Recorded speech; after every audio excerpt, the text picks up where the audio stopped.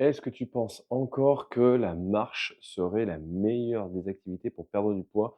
Ben, je vais te dire un truc qui va te piquer un tout petit peu, mais non. Aujourd'hui, je vais t'expliquer pourquoi la marche, n'est vraiment pas la meilleure des solutions quand tu veux perdre du poids et que ce n'est même pas une activité physique. Mais surtout, je vais t'expliquer comment venir placer une activité physique qui est efficace et qui te permettra de réussir à transformer ton corps et ça, sans passer des heures à t'entraîner. D'accord? Tu es prête? Let's go! Alors maintenant, on va juste reprendre une chose. L'activité physique, c'est quoi? L'activité physique, c'est pas crevette qui miaule, je te rassure. C'est, ni plus ni moins une activité qui va venir créer une dépense énergétique, mais surtout une contrainte physique. D'accord? Il va y avoir à un moment donné un effort à faire.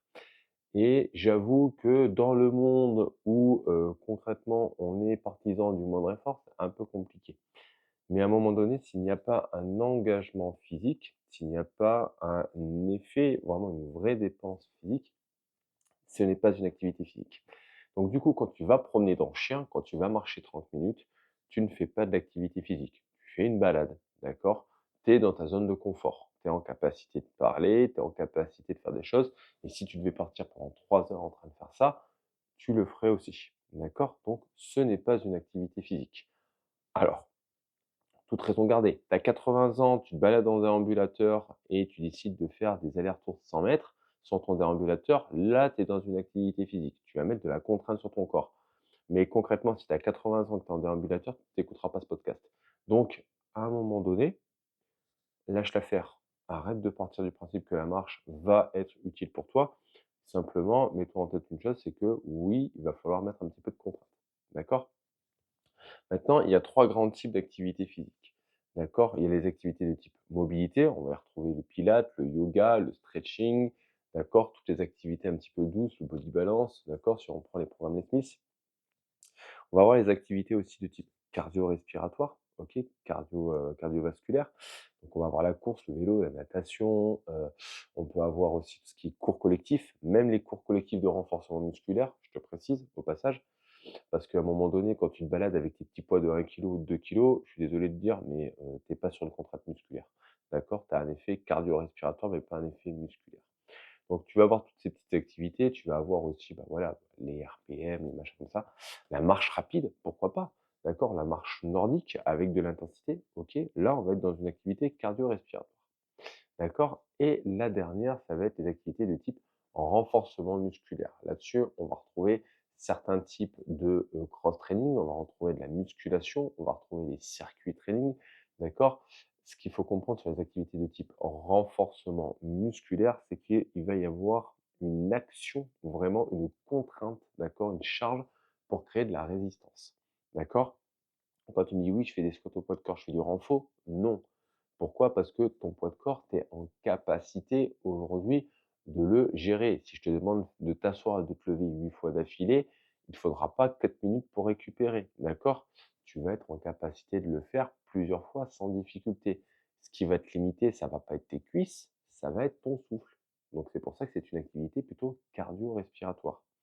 Alors, pourquoi la marche, ça suffit pas, du coup? C'est parce que, bah, tu vois que la marche, tu n'as pas d'activité cardio-respiratoire, d'accord? Tu vas pas vraiment être essoufflé, sur le point vraiment d'être, sans capacité de respirer, d'accord? Quand tu vas juste marcher, d'accord? À moins que tu fasses vraiment de la marche rapide.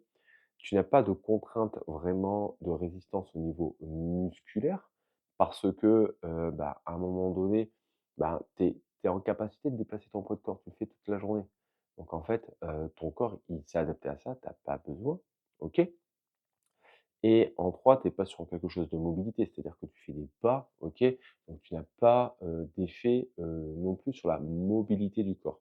Donc tu comprends bien qu'à un moment donné, la marche ne peut pas rentrer dans cette partie-là. C'est pour ça que quand vous me dites lors d'un appel ou lors de discussions avec moi: «Oui, je me suis mis à la marche pour perdre du poids», et ben, et que je fais 30 minutes de marche tous les jours et que derrière tu me dis: «J'ai pas le temps», ben, en fait, je te dis: «Oui, non, mais c'est pas que tu as pas le temps, en fait, parce que le temps tu as trouvé, hein, tu as réussi à trouver 30 minutes pour aller marcher». C'est juste que, tu viens placer une activité qui n'est pas pertinente par rapport à ton objectif. Point barre. OK? C'est tout.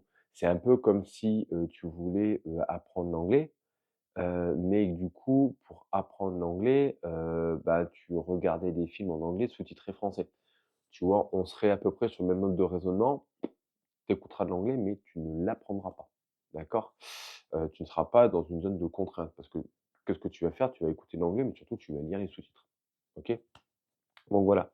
Maintenant, quelle activité faire quand tu as pas le temps? OK, comme je t'ai dit, tu as 3 types d'activités: mobilité, cardio-respiratoire et renforcement musculaire. Ça, il te faut les 3 dans ta semaine, point barre. Tu cherches pas plus compliqué, il faut les 3. Donc, au départ, d'accord, une des bases de la pyramide, que j'appelle de, l'activité physique, c'est fréquence, régularité. D'accord? Donc déjà, fréquence et régularité, pour pouvoir avoir ça, il faut une activité qui te fasse plaisir, où tu retrouves du plaisir. C'est pour ça qu'une personne qui me dit: «Je fais des cours collectifs» ou alors, «Je vais faire de la course à pied» ou alors, «Je vais faire du pilates», je lui dis: «Très bien, continue, c'est super». OK? Ça, c'est une bonne chose. Par contre, derrière, tu viens y placer un petit peu ce qui te manque. OK? Donc on va prendre quelques cas. Une personne qui va faire, par exemple, qui prend du plaisir et qui se dit: «Ouais, je vais faire 2 séances de pilates dans la semaine». OK, génial, on va être dans une activité plutôt mobilité. Bah, qu'est-ce que je vais lui conseiller? Je vais lui conseiller dans ces cas-là de venir, pourquoi pas, faire un circuit training avec du renforcement musculaire et du cardio. Et tu prends 15 minutes 2 fois dans ta semaine, hein, tu prends un pack d'eau, tu viens faire des squats avec, par exemple, des fentes et en activité cardiovasculaire, des montées de genoux, pourquoi pas des jumping jacks si ton périnée te le permet et tu rajoutes un petit peu de gainage là-dessus. OK, tu as une activité, qui va te passer. Tu auras de la mobilité, du renfort, du cardio. Personne qui me dit: «J'ai envie de faire des cours collectifs», OK, et qui fait du RPM, OK, fine, vas-y, fais-moi 2 RPM dans la semaine, d'accord, fais-moi 2 cours co dans la semaine. Rajoute-y à la fin de tes cours co, tout simplement, ben, 15-20 minutes de renforcement musculaire. Tu viens de mettre 2 exercices, d'accord, de renfo, 2 exercices de mobilité, OK. Ça va te prendre, peut-être, allez, 1 heure de plus dans ta semaine parce que tu vas les greffer à tes cours co, mais tu auras les stimuli nécessaires pour pouvoir avancer. Donc quand tu as pas le temps, en fait, c'est pas un problème de temps. D'accord? Faut te dire une chose, c'est pas un problème de temps parce que en fait, pour toutes celles qui sont encore sur cette vidéo-là, ça va faire environ 8 minutes que je parle et que tu m'écoutes. Donc à un moment donné, si tu es en capacité de m'écouter pendant 8 minutes, tu es en capacité de trouver 10 minutes pour faire du renfort. D'accord? Donc arrête tes conneries et bouge-toi les fesses. OK? Mais simplement, en fait, c'est juste qu'il faut prioriser et apprendre à se prioriser là-dessus. D'accord? Mais une fois que tu l'as fait, on avance. Et après, un dernier cas de figure que je rencontre très régulièrement, c'est: «Oui, mais Jérôme, j'aime pas le sport». Alors là, je vais être très catégorique avec toi, d'accord? Donc accroche-toi. Et je sais qu'il y en a certaines qui vont pas rester, d'accord, plus loin dans la vidéo parce que je vous ai déjà choqué juste avant. À un moment donné, avant de me dire: «J'aime pas le sport», pose-toi la question: «Est-ce que tu as déjà vraiment fait toutes les activités possibles et imaginables?» Alors moi qui suis dans le métier, c'est pas mon cas, donc je pense pas que ça soit ton cas. Déjà la première chose. La deuxième chose, c'est: est-ce que tu as déjà fait une activité plus d'une année consécutive, d'accord? Plus d'une année complète de manière régulière, c'est-à-dire au moins 2 fois dans la semaine? La plupart du temps, tu vas me dire: «Non». OK? Donc déjà, c'est pas que tu aimes pas le sport, c'est juste que ça ne fait pas partie de tes habitudes de vie. OK? Donc, à un moment donné, commence à comprendre une chose, c'est que va falloir, à un moment donné, passer cette cape de «j'aime pas». La plupart du temps, c'est pas «j'aime pas», c'est tu vas être en difficulté, donc du coup, tu vas, plutôt te diriger sur autre chose. D'accord? C'est normal. C'est plus facile de dire «j'aime pas» plutôt que de dire, à un moment donné, je me suis pas attelé assez longtemps pour aimer ça. D'accord? C'est un peu comme les enfants quand ils disent: «J'aime pas les brocolis». D'accord? Et puis: «Tu as goûté?» «Non». Bon, bah, alors tu peux pas savoir, fais pas chier, mange tes brocolis. D'accord? Hein? Et au bout de 3-4 fois, bah, si tu aimes toujours pas ça, on pourra en discuter. OK? Mais à mon avis, à un moment donné, l'activité physique, d'accord, c'est pareil. OK? C'est pas que tu aimes pas ça, c'est juste que tu vas être en difficulté, donc du coup, bah, tu le fais pas. OK? Donc du coup, c'est plus facile de te dire: «J'aime pas ça». Point barre. Maintenant, si vraiment, vraiment, vraiment tu serais l'exception, de la terre, d'accord? Et que, vraiment tu n'aimais pas le sport du tout, tu n'aimais pas l'activité physique du tout, d'accord? Et que tu ferais partie, voilà, de la cuisse de Jupiter, je vais être très carré avec toi. Si aujourd'hui, en fait, tu ne peux pas te voir dans le miroir, si aujourd'hui, tu n'es pas bien dans ton corps, si aujourd'hui, tu te détestes, à un moment donné, si tu veux que ça change, il va falloir que tu te bouges les fesses, d'accord? C'est clair, c'est net, c'est précis. C'est qu'à un moment donné, si tu es pas bien dans ton corps, tu vas avoir 2 solutions qui s'offrent à toi, d'accord? La première solution, OK, c'est de venir, ben, revoir des choses dans ta vie en termes d'activité physique, en termes d'alimentation, pour venir créer un changement dans ton corps. La deuxième solution dans ces cas-là, c'est d'entamer une psychothérapie et d'accepter ton corps tel qu'il est, d'accord? Dans les 2 cas, tu vas avoir des efforts à faire. Donc choisis un petit peu ta bataille, mais si à un moment donné, tu peux pas te voir dans le miroir, d'accord, et que c'est impossible pour toi d'aller à la piscine ou de te mettre en maillot de bain parce que tu peux pas te voir et que le regard des autres te gêne, il va falloir comprendre un truc. Soit dans ces cas-là, tu vas voir un psy, tu travailles de ça et du coup, bah, tu améliores ton estime de toi, soit sinon tu commences à te bouger les fesses et tu transformes ton corps. Tu as le choix, d'accord? Mais à un moment donné, le statu quo, ce n'est pas une décision, c'est juste un échappatoire. Point barre. Donc j'espère que cette vidéo t'a plu.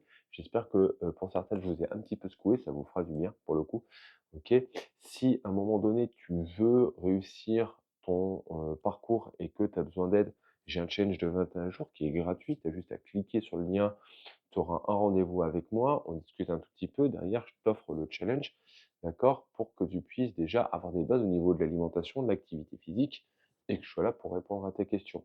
Et si à un moment donné, tu préfères une bonne psychothérapie, dans ces cas-là, tu me mets un petit commentaire, OK, je te donnerai les coordonnées de psy qui sont vraiment très, très bien. Et dans tous les cas, les filles, rappelez-vous d'une chose, arrêtez d'enfiler des perles.